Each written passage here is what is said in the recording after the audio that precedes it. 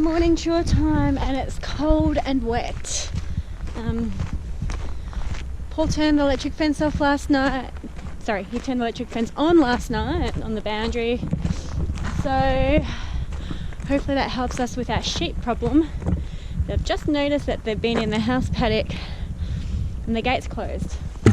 So they've been getting over the cattle grid, which means they'll probably get over the cattle grid at the entrance as well. So that sucks. Hey Barry, hey Harvey.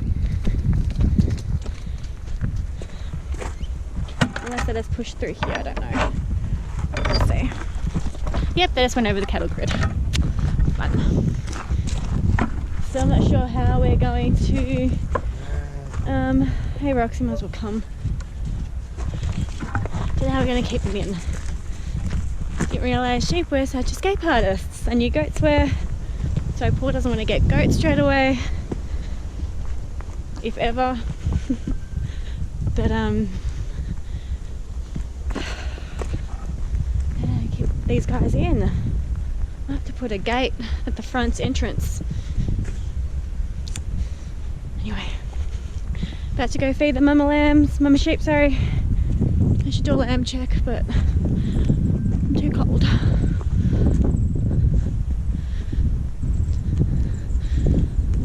We'll see how we go. I'm going out soon, so I might just do it in the car. The past mums know what I'm doing, so they've come in to investigate and see if they can get some tidbits from me. I'm not feeding them because I don't want this to become a habit, even though it already is. So I decided not to do a lamb check this morning because I've got Roxy with me, and if I get distracted she might run off. She doesn't hurt them, she just chases them, but I don't want her to chase them, not at the moment. Not with all the baby lambs around and pregnant ewes, and issues we've been having with the old sheep falling down. So I'm just going to keep her close by, and I'll check on the sheep when I pop out this afternoon. I'm going out in a couple of hours for a homeschool art class, so I'll check on the sheep then, see if there's any babies born.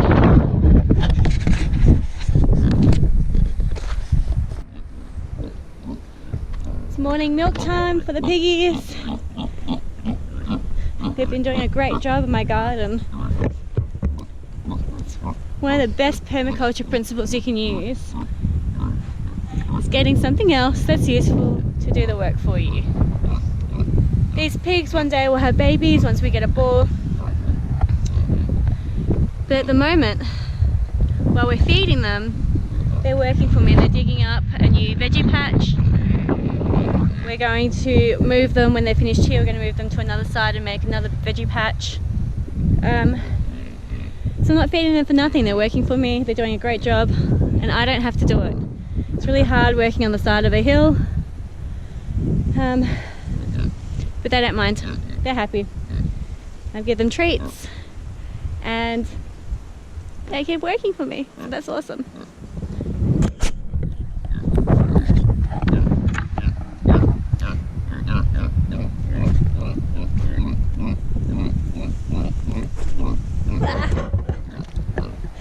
It's super slippery here today because it's been raining and it's clay, and I've got to walk down the hill, so I slipped a couple of times and I got milk all over me. Okay, so I just unplug it here to turn the fence off. Gonna make sure I replug it in once I'm done, otherwise they can escape, and don't want to be running up pigs today. Whoops. They're pretty good, they know that the fence will shock them, so they don't come near it even when it's off. They haven't figured out that once I'm touching it or near it that they can get in. So I'm just going to move their food troughs up, otherwise they might get zapped while they're eating. I don't want them to get hurt.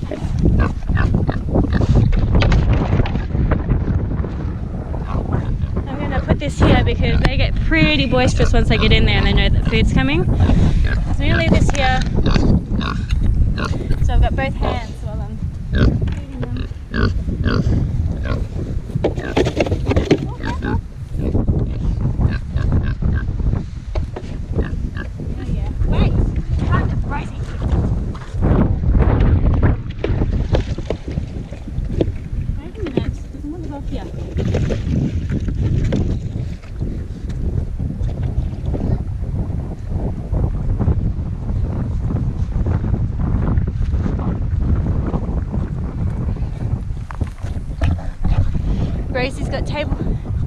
Rosie's got terrible table manners, and she'll just push my bucket down and eat out of it before I'm ready for her to eat.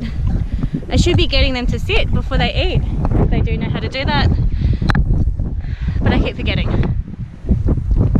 just noticed that Rosie's got a mark on her. I know that Millie does bite her at times. We don't know why. I think it's just a dominance thing. But eventually we'll separate them once the ball comes. But at the moment they're a really social animal and they really need a friend, so I don't want to separate them unnecessarily. Just hope they can work it out.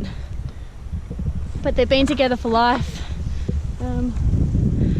Ever since Millie was born, she was raised as a piglet by the old owner, and Rosie was a rescue pig, so they've been together for quite a while. So they should have this pecking order thing sorted out.